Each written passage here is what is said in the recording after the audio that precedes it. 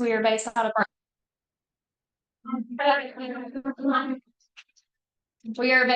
Burlington, North Carolina, but we service all of North and South Carolina for foundation and crawl space repair. Company's been together for 22 years. That's about me. We do all sorts of foundation, crawl space, basement repair, retaining walls. Before this role, I was sales manager. I've had a couple different roles with the company. I was sales manager, and I actually do the consultation appointments, go in the crawl spaces.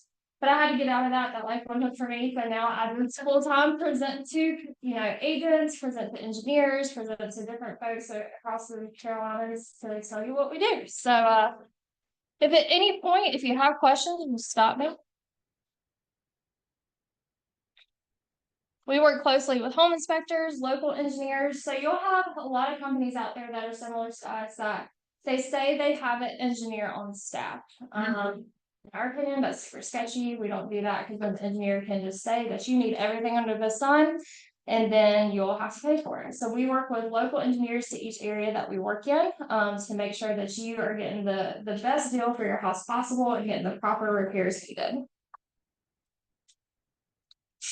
The biggest trend throughout this whole presentation is water is the biggest enemy for any home, any business, any sort of structure. Water is the biggest enemy, whether it's for drainage, for gutter management around the property, or you have massive washout through storms coming, or if it's high humidity. So everything that I'm going to show you today has to do with water. I'm going to skip to the pictures. All right, so you guys have probably seen some of this, right? Different settlement issues in your listings, whether you're representing the seller or the buyers. Now, the biggest thing, sometimes people will go in, not trying to talk bad about anybody, but other companies will go in and they will make it sound like the world is going to end, the house is going to fall. It's the end of everything. You've got to fix it no matter what. I'm here to tell you, it's cool. Everything's fixable. Like, we can get through it. That is not our vibe at all. Like, we're not going to come in and be like, oh my God, like, we'll get through it. So if you see anything like this, we can definitely fix it for you. Lean-in chimneys, we do a lot of lean-in chimneys, particularly around like the Durham area. We've done a ton of lean-in chimneys around Durham. I don't know if it's more because of the soil there or if it's just how they were constructed around Durham, but we stay really busy with chimneys around the Durham area. This is an example where it went through. This was a house on a slab. So you can see where the crack goes all the way through the slab. Again, red flag, but don't freak out. Like, we got you. This is actually my house. My chimney was leaning, so it's kind of hard to see because it was way up. But you can see the little gap right there. What we ended up doing is putting in helical piers. Have you guys ever had any experience with helical piers? Some yeses, some no's, some I don't know what you're talking about. So what a helical pier is, and I'll show you a picture in a second, but it's like two screws that go into the ground. And what you're trying to do is transfer the load down to suitable soils. So obviously what the chimney was sitting on, which was a hot mess, what the chimney was, it's like they took every rock from the property and tried to put it under my chimney, and that was going to hold it. So obviously that didn't work. So the chimney started to move. So we put helical piers, screwed them down into the earth until we got to a spot where it would like really hold the capacity of the chimney. And then we bolted it to the bottom of the chimney and we got it to move back. It was still a teeny tiny little crack that we've since had patched, pardon the spider webs, but I can't reach up there. But yeah, so this how is that typically the helical piers? So all of our quotes go to 21 feet. So if we quote you for a helical pier, we could stop anywhere up to 21 feet. In North Carolina, that's typically where we reach good soils. Sometimes though, we have to go deeper than that. It depends what we tell people. If people want a solid answer, the only way to really know is to have a geotechnical engineer come out and do all this testing. But by the time you've done that, you spent like $3,000. I was going to say, that sounds expensive. What else can we do? Yeah. You just put the pier in the ground, and if it goes a little bit deeper, then it might cost a little bit more, but it's not going to cost the same as the geotechnical engineer by any. Less than $3,000. Oh yeah. Oh, okay. So that's you had 2 piers. How many piers did you have put in? I had 2. So that's them that's my pet geese. That's Gabriel. They had a whole family there this spring. It was great. But that's them drilling in the piers. So they put one on each side on the front, like one on each side of the front of the chimney. Most chimneys usually get two, unless it's a really big chimney, you'll get three. But most chimneys just get two. So we put those in, and the chimney, I get a life insurance warranty. Nothing should ever move with it again. If it does, I just call us to come back out and make some adjustments.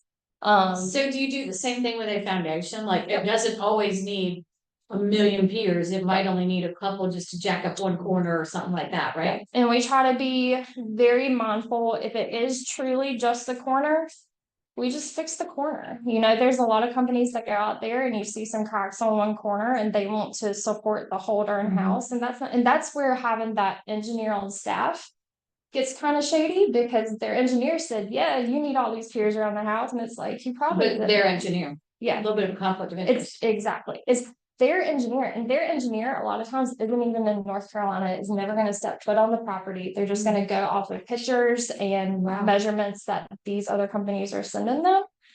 The engineers that we work with, we make sure they step foot on the property, unless it's something crazy. Like chimneys are very straightforward, and engineers does not always have to look at that. But anything with like differential settlement and the structure itself, we always want the engineer to go and take a look to make sure we didn't miss something. Okay. So that's my use. Helical piers. That's the two right there. So you can see the footer here. I mean, it wasn't straight. They had all these rocks piled up underneath it. It was just a hot mess. What year was your house built? 58 or 6, 8 or 6, late 50s.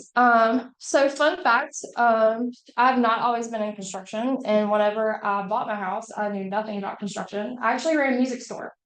So I was music major in college, knew nothing about this world. That's why I love coming to talk about it, because like I knew nothing about any of this, and had I known some of the things whenever I bought my house, I probably would have bought it. But now we know, and now I can come out and tell people what it looks for. Where's your house? Burlington. All right, slab settlement. So you can have all sorts of settlement issues. Typically, the first to go is going to be the garage. If you have a garage at a property, typically the first sign of settlement is going to be in the garage, because the garage slab is always an afterthought. Like they've already built the house, they've already kind of wrapped everything up, and they just backfill all the crap from the property there and then just throw some concrete on it. So typically, garage is going to be the first thing to go. A lot of times, if the foundation of the actual house, you'll have people, if they're having the flooring change and then they see cracks that they didn't know that was there.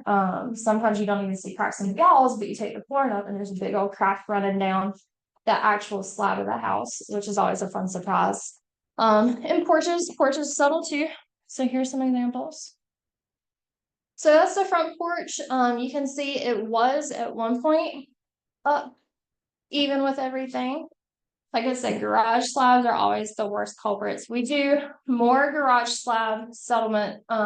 We do the polyurethane foam injection, which I'll show you that here in a second. But we do more repair just on garages than anything else structural. And remind me as far as the width of it, when it's really like a concern, is it a quarter of an inch or a quarter? Just remind me, because I forget. It depends on who you ask. I saw depends coming out of your mouth. Yeah, so Really, it depends. So a lot of structural engineers say over an eighth of an inch. I can show you after. I have these little crack gauge. If you're interested, I have some. I can give you one if you're interested. They're kind of cute. But most engineers will say an eighth of an inch. My opinion is, if you see a crack, it's not going to just get better if you don't do something about it anyway. So you need to at least start thinking about the process as soon as you see a crack. Other companies, I mean, hairline cracks, they're going to tell you your house is falling and you have to do something today. If I see a hairline crack, I'm going to say you at least need to watch it and monitor it and be thinking down the road, but don't just ignore it. Like never ignore a crack, because it's there for a reason. That's a long answer. Well, we do a lot of new construction. And every builder I've ever met says concrete cracks. That's what I. Yeah. Brand new houses have concrete cracks in the driveway. Yeah. And I get that. So that's where I'm not sure what your answer is, how it relates to us, because The builder's saying it's gonna crack, there's nothing I can do about it, I can't fix it. Okay, so we're Not not, the house, it's coming the driveway. We're gonna talk about The house should not have a foundation crack. They all say. I'm not gonna ever talk bad about anybody, okay? But I'm just gonna add a shred of logic. Think about how fast they put those houses up. And like they were putting them up so fast. And yes, all concrete cracks, but a lot of concrete shouldn't crack as fast as some of these are cracking in these new That's fair. neighborhoods. Okay. The joke is there's two types of concrete that hasn't cracked and concrete that has cracked, and that's it. So like across the board, that's just concrete industry. But the rate in which things are cracking. So we do a lot of warranty work for home builders. So that's why I'm thinking that this is being recorded. I'm not talking bad about home builders. That's a lot of my home builders.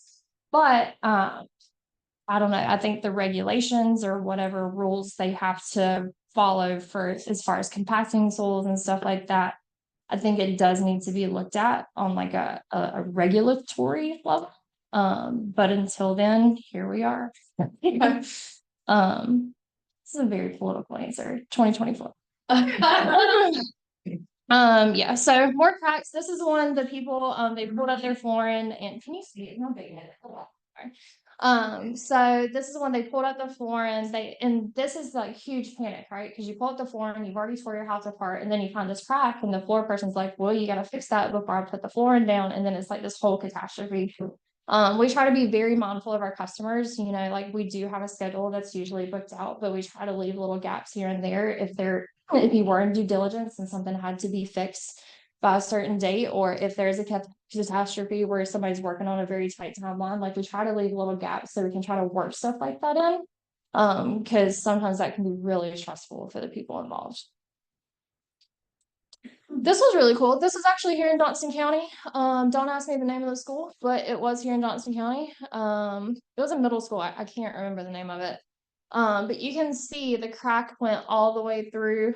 So we went in with the polyurethane foam injection. And what you do is you figure out a grid pattern based off of where the settlement is. It's a 2-part polymer foam. So what it is it goes through this nozzle that goes through the other side of the concrete, and it expands when it gets to the other side. But we're not talking like the foam that you buy from Lowe's to fill gaps in your house. This stuff is like industrial strength. It's super strong. We've used it for railroad applications.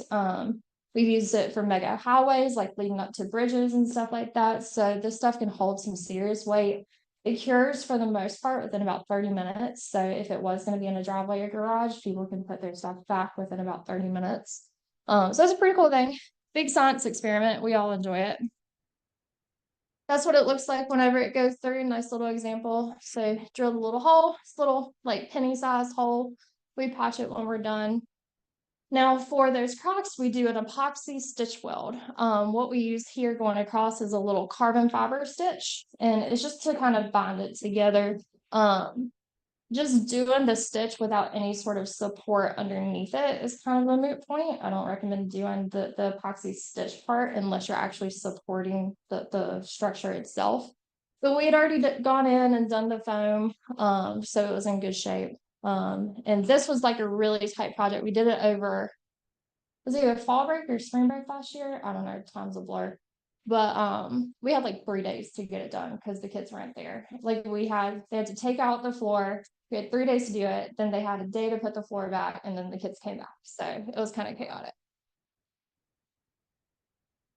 Now this one was a doozy. So again, not talking bad about anybody, but we did this for a home builder that had put a house probably where a house probably shouldn't have gone. Good grief. So a big storm came. This was eastern North Carolina. Not all the way at the coast, like Benson area or something like that. You could have sat underneath this slab. So Oh my gosh. they did a really terrible job at not talking bad about anyone, but they did not mitigate the water properly. And this homeowner was at the bad end of that. So the storm came and just took everything out from under it. So the first thing we did is we went in with the helical piers. And again, you saw how big that hole was. We didn't even put piers all the way around the house because it didn't need it. It just needed it on this side. followed the engineer's recommendations. We worked very closely with the engineer on this one.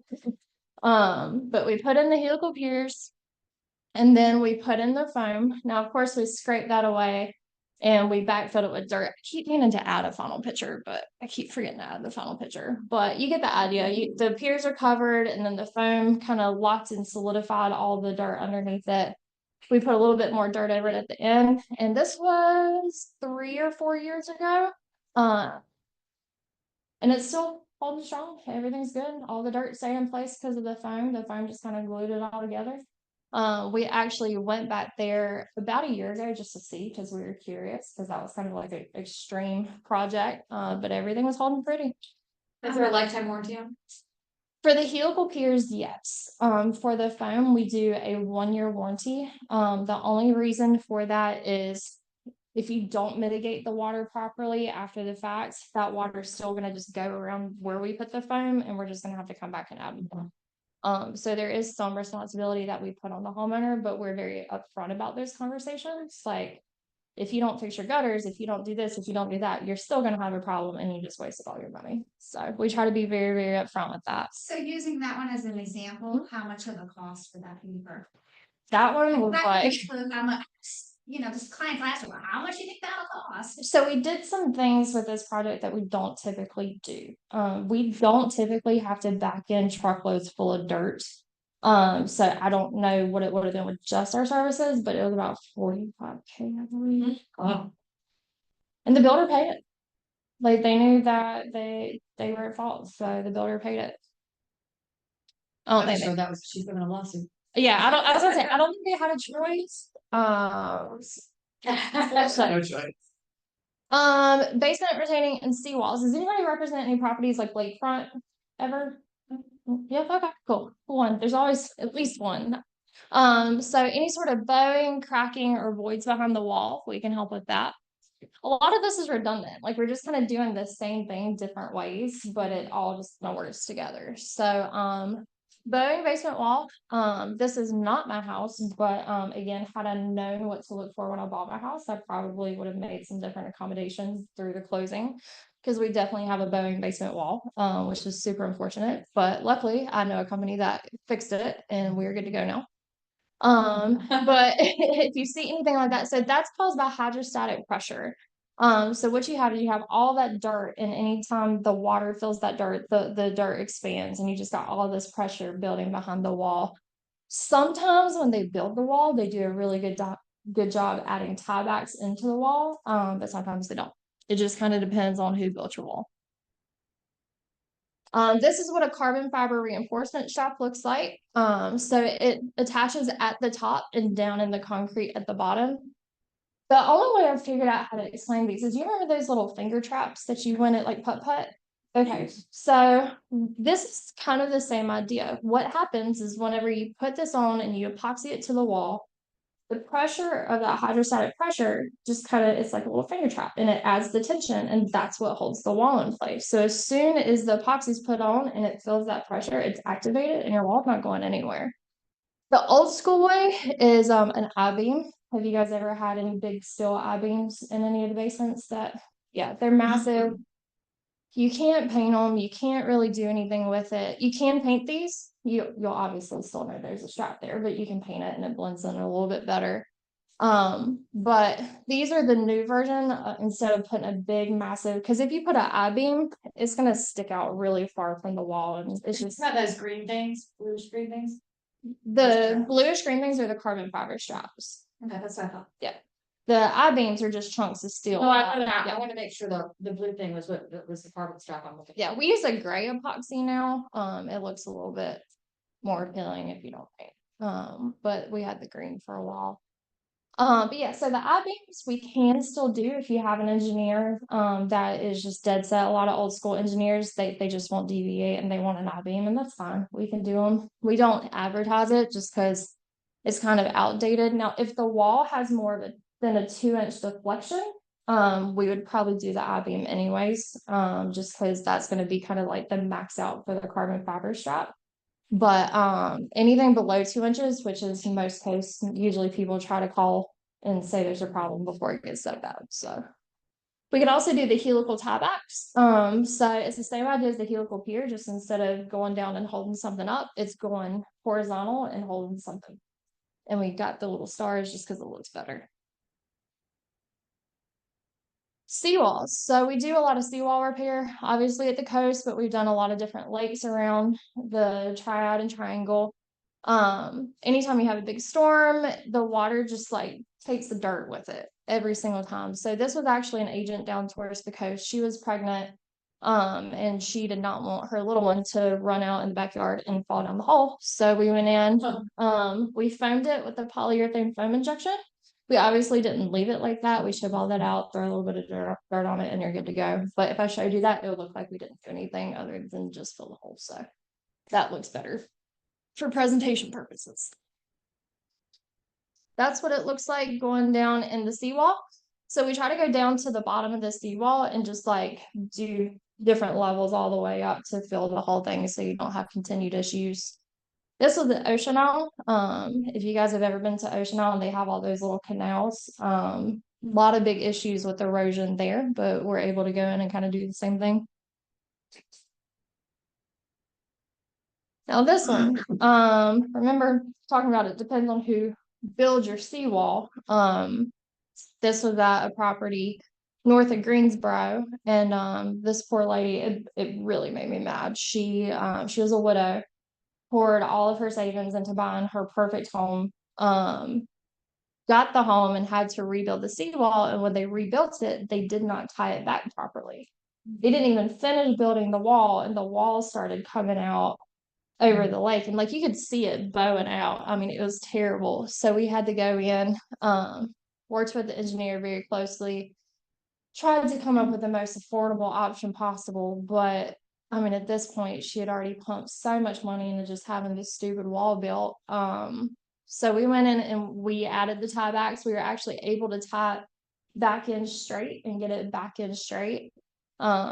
She was an angel. She invited us to cookouts, and like she was super sweet about the whole thing, but she should have never been put in that situation in the first place. The guy should have built it right from the start, but I don't think he exactly knew what he was in for that project. Not talking bad about people, but he should have built that wall.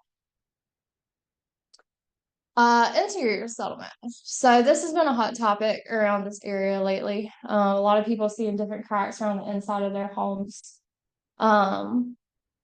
Again, moisture is the biggest reason for this. And that's something that when other companies come out, they'll sell you a bunch of fixes, but they don't always talk about remediating the moisture. So we're going to go into that a little bit.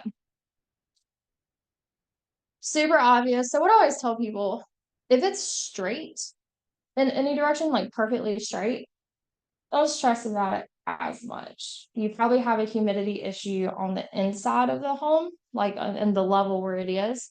That's just causing the separation between the drywall pieces. Sometimes you can see the lines of tape. That's not always the end of the world, but anytime it's diagonal, that's something that you definitely, again, don't freak out. Everything's fixable, but definitely something to keep your eye on.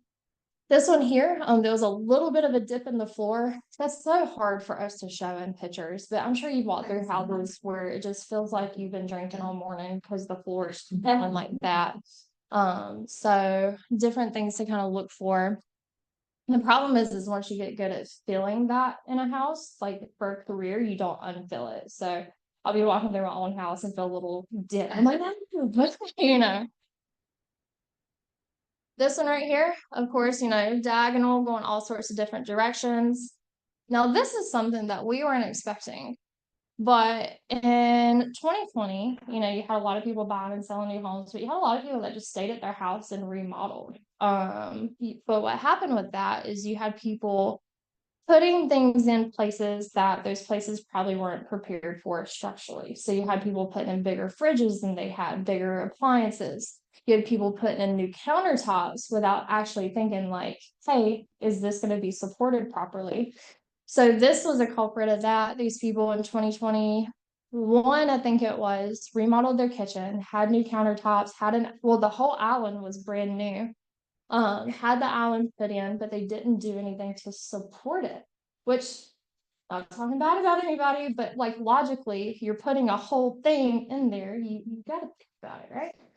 So they're Allen cracked, and it was just because the whole thing just started to move underneath it and it couldn't support the structure. Super unfortunate situation, but we're here to help. So what we are able to do is add strong post stabilizers. These are actually made out of the same material that our helical piers are. So they're super strong. We can either add them directly to girders, or we can add them directly to joists, or we can add in a supplemental girder, which is a 3x3 piece of steel. If we need to run it across multiple joists to add support, we can do that too. So that particular one with the countertop, we had to add things in a couple different places. But obviously didn't fix the crack in the countertop, but it shouldn't crack anymore. Does that get drilled into the ground, the base of it, that pier? The base of it does not. So this steel piece gets attached to the base. Now, if you have an engineer's report, if they ask for a concrete base, we can do that and we can attach it to the concrete. It does cost more to do that though, because it takes significantly longer. Typically, we'll have to go in, pour the base for the concrete one day, and then come back the next day and then add the actual steel.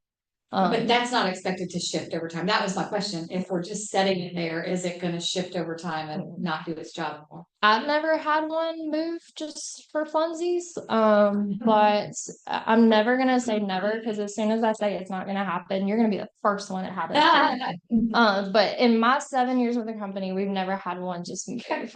What they do is they're very careful. Our crews are very careful about leveling it out. They usually take sand to make sure it's leveled out. They dig it out. Yeah. So never been an issue, but again, if there's a situation where somebody just is adamant about, and some people are, and I get it, because the concrete's not gonna go anywhere, but again, concrete cracks, like we've already established that, right? So, these we've had great success with, and we haven't cracked one yet, and we dropped them off of trucks, and it hasn't cracked, so we're very confident in this scenario, but we can change it up if we need to. Okay, y'all are gonna see some stuff here. So, I just said, uh-oh. so all the settlement issues within a crawl space, for the most part, if you're not adding things in a house that the house isn't used to, for the most part, the biggest issue is going to be humidity in the crawl space. So the higher your humidity, the more, or not even just the higher your humidity, but the more your humidity changes in the crawl space, your wood's just going to expand and contract with all those changes, and your house is going to do crazy stuff. So the best thing we can do is regulate the whole scenario as best as possible. The more control you have over the humidity and the temperature, the better situation you're going to be in. So, crawl spaces. If you pop your head in a crawl space door for one of your listings and you see insulation hanging down, you have a humidity problem. I don't need a reader to show you. I don't need the little tools to show you. That is showing you that you have a massive humidity problem in your crawl space. Now, this one's even grosser because there's already a vapor barrier down that's not doing jack. And there's water sitting on top of the vapor barrier because why not? And it's all soaking into the insulation. It's just super gross. So that's a situation where we would have to take out that vapor barrier. We would have to go in and do a waterproofing system. And then you can see the humidity coming in through the walls. You can see the water coming in. So we would wrap the walls and just control the whole situation. Now this one over here, we were talking about snakes earlier. This is the day I learned what a snake hole looks like in insulation. You see the little hole? Perfectly round hole. Your girl can move, okay? I got out of that thing so fast. We actually told the lady there were so many snakes. There were so many snakes. We told her that she was gonna have to call a pest control company to come remove all the snakes before we could come back and do her quote. Because I have we knew we were in a situation.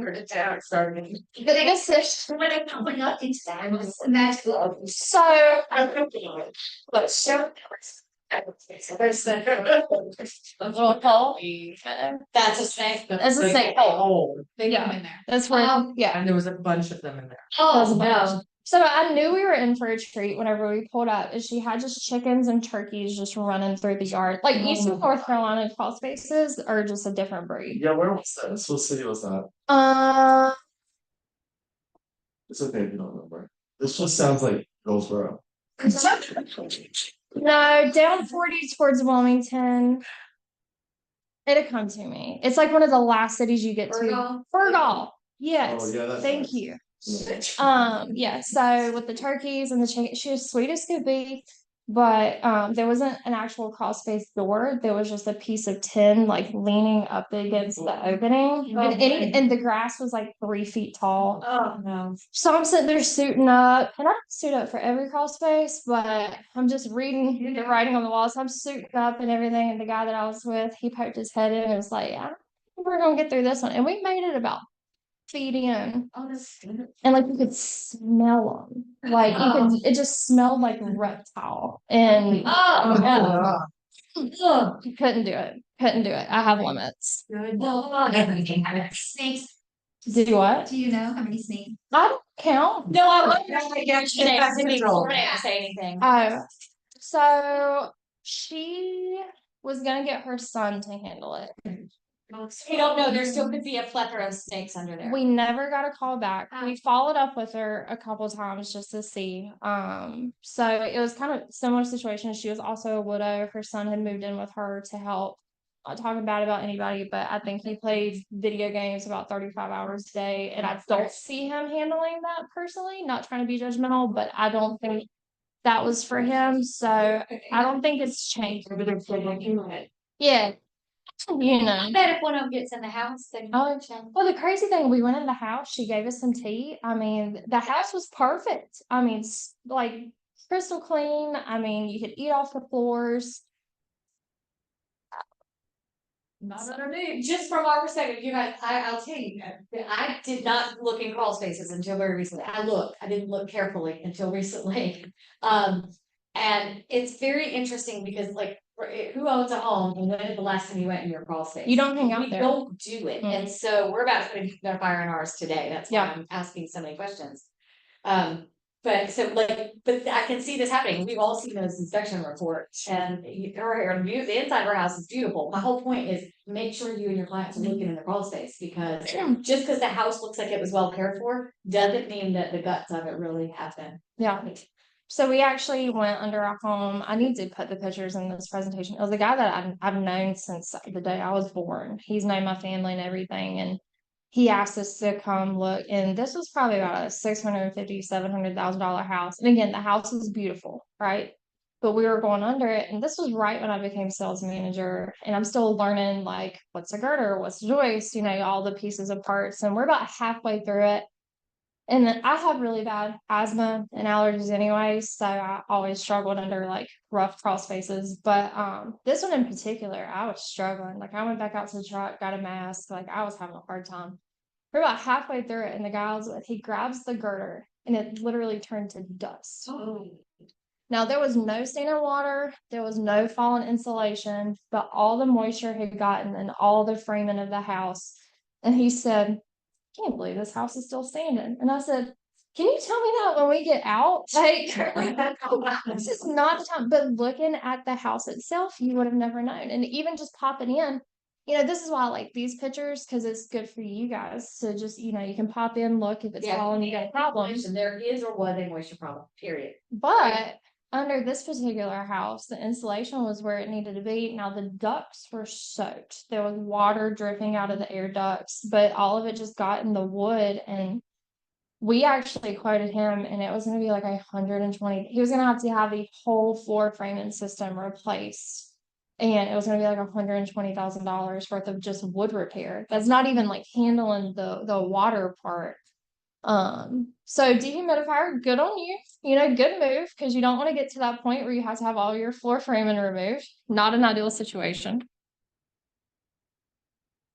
Just more signs. I mean, you know, if it's wet or not, but just something to look for if it's coming through the block. Not an ideal situation. So what we do if there's standing water is we trench out along the inside and then we lead everything to the sump pump. And I keep forgetting to change this picture because it would be cool if I'd actually put the picture where there's an actual sump pump.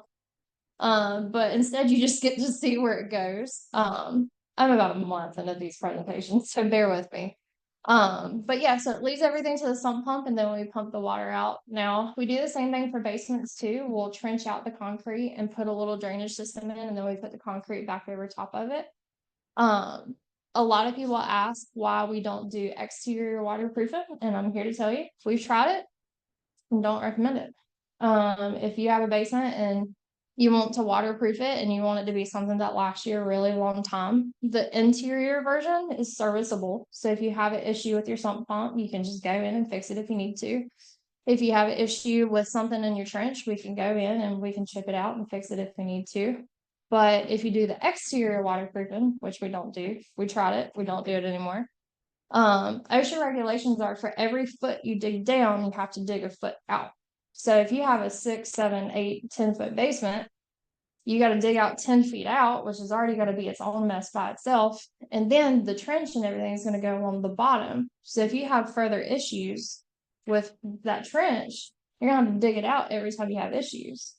So we, as a company, before I was here, did exterior waterproofing about 15 years ago and offered a life of structure warranty.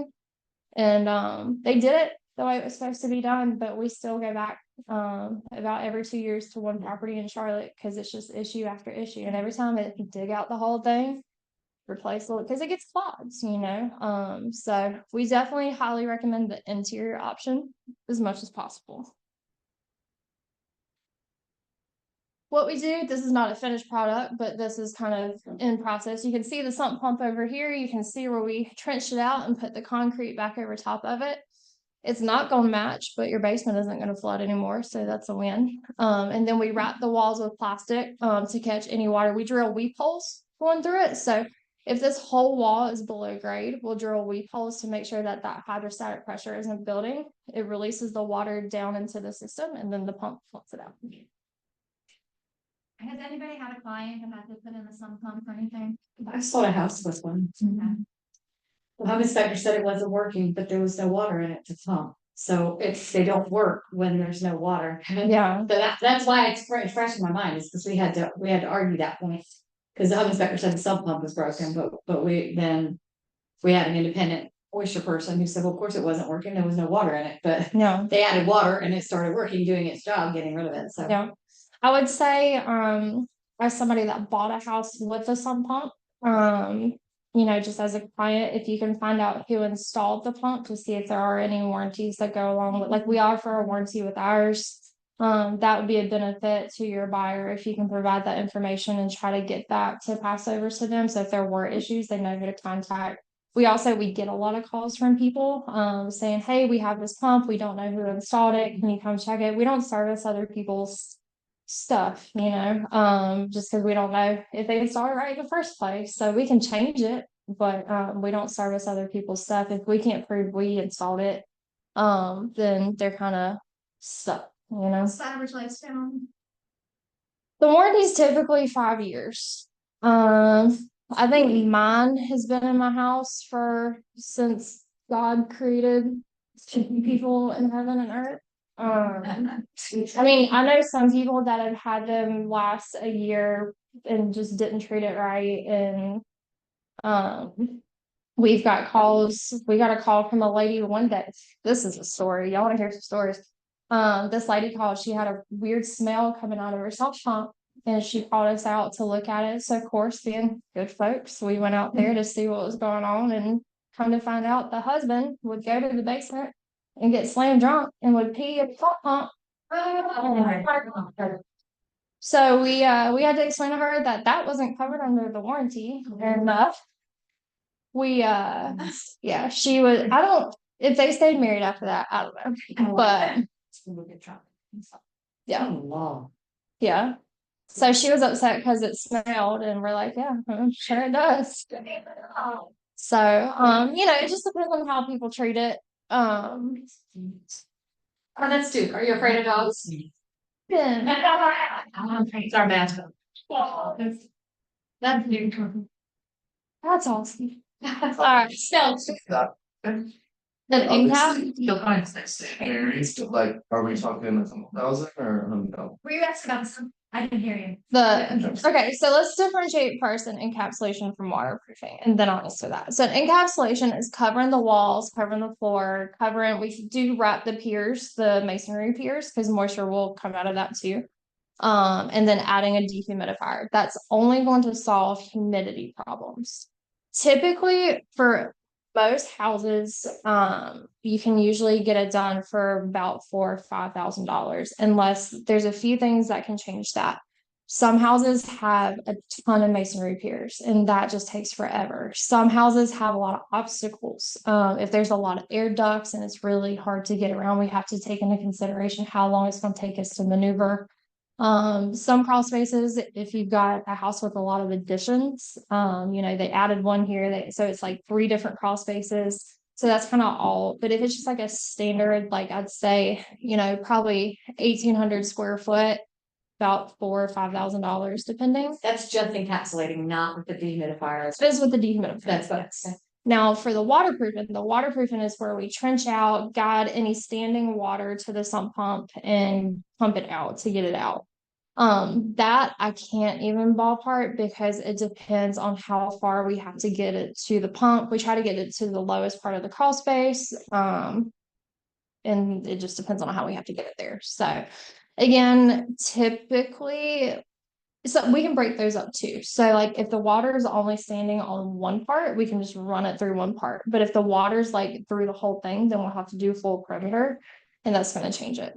So it just kind of depends on where the water is standing. Questions about process encapsulations, waterproofing? No. All right, so my value to you guys, if you get an inspection report and you don't know what you're looking at and you need help, send it to me. You've got my card.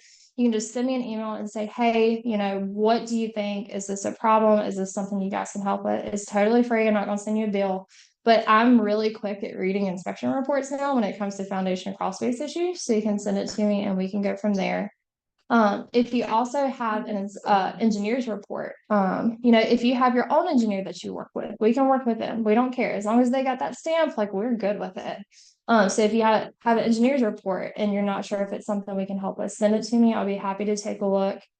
If you're about to list a property, this is a huge thing that I recommend to people. If you are about to list a property and something's kind of making you raise an eyebrow, send me a picture. Like, let's talk about it before you post the listing, before everybody gets involved and everybody has opinions about it. Like, let's just look at it out the gate.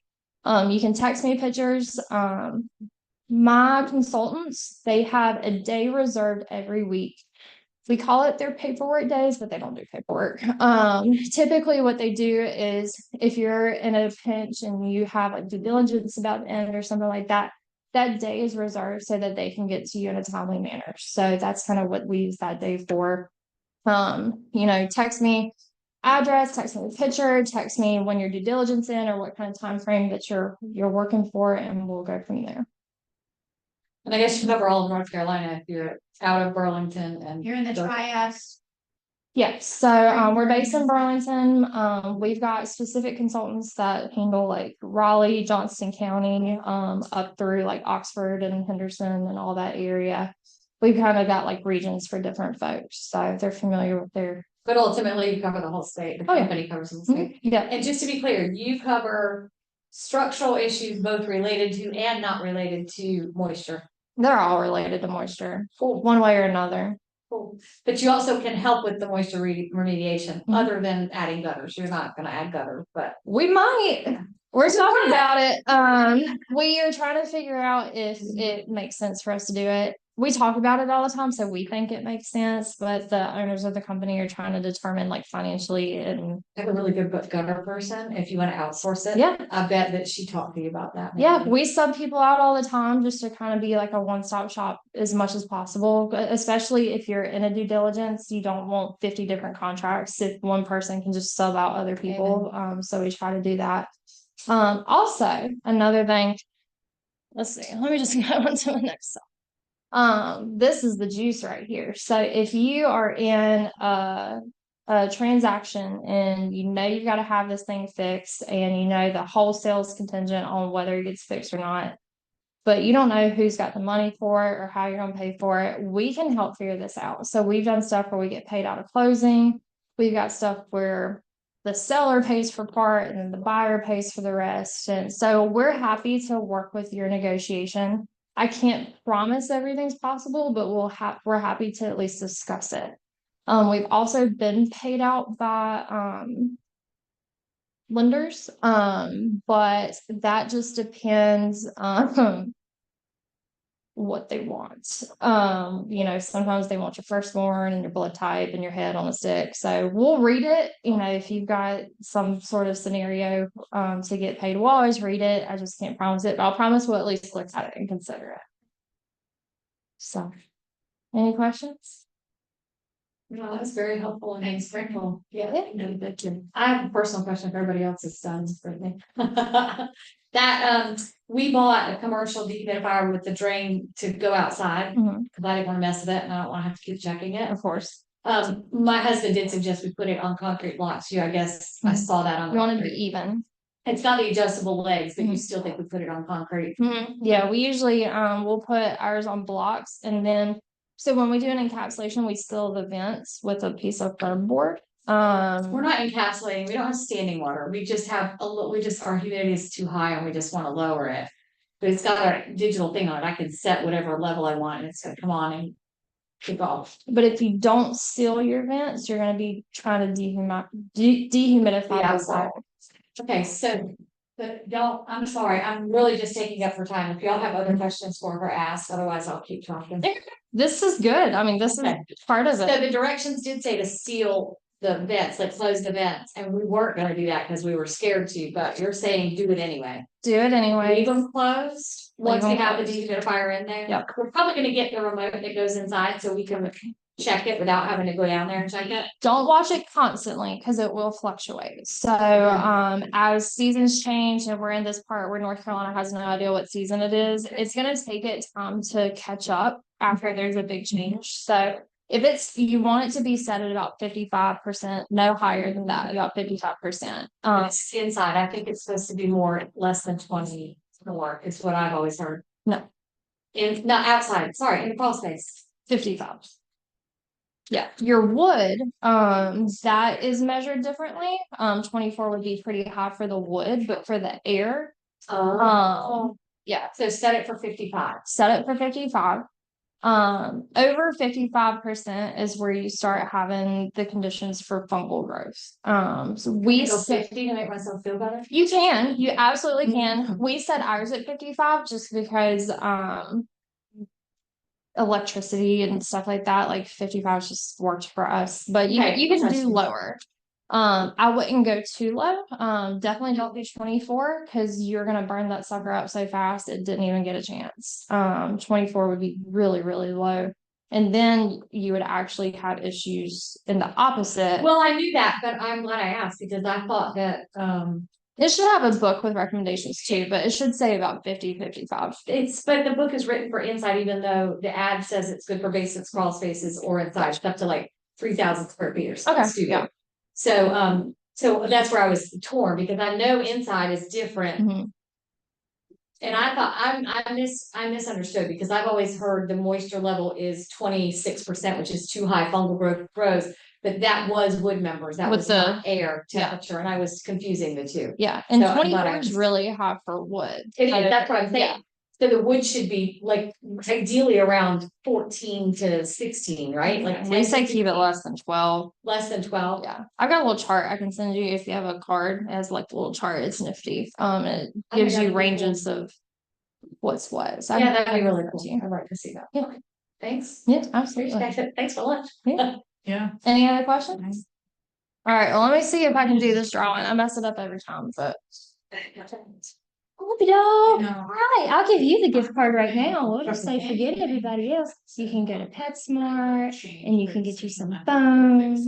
They were scared about the house. But it would or wouldn't have. I don't think it would have, cause I think they like decided it was just no good anymore. If I smell this. We are, I am, but I was just thinking a lot about it when we were here. It's like, they said they- I know, but everything happens for a reason. There's a I better know. house for them you're gonna find. I know, I believe it. But Right. Very insightful. Okay, let's see. All right, thank you. What, We- dude, what hold are you on. doing? You got a week on. You're doing the drawing. I'm trying to get it going. Are you looking for someone to take you for a walk? Begging. He's like, I put my leg, I got all dressed up, and nobody's taking me out. All right, so $50 gift card. Here we go. Thank you guys for signing up. My boss will know extra card. Okay, so it looks like we've got 1, 2, 3, 4, 5, 6, 7, 8, 9 people signed up. So I got this little spinner. It's got your numbers associated with where you registered. We're spinning, stopping. So number 29 is the winner. Let's see who that is. Sherry Cook. Yay! I'm ready, Mary. She was sitting right there. Oh, she won her boss. I said, no. I'll take it on for a day. Oh, I about took that computer. It's not mine. Well, Well, thank you so much. We appreciate you coming on out. So did people do virtual or you just record? Yeah, there were people in the Zoom. So. I just, they're just now seeing us because I just left the. Yeah. Definitely, if you want to leave, just live there, it's about, people be able to wrap it, sometimes happen, that. Materials. Response. I'll hang out for a little bit. Here's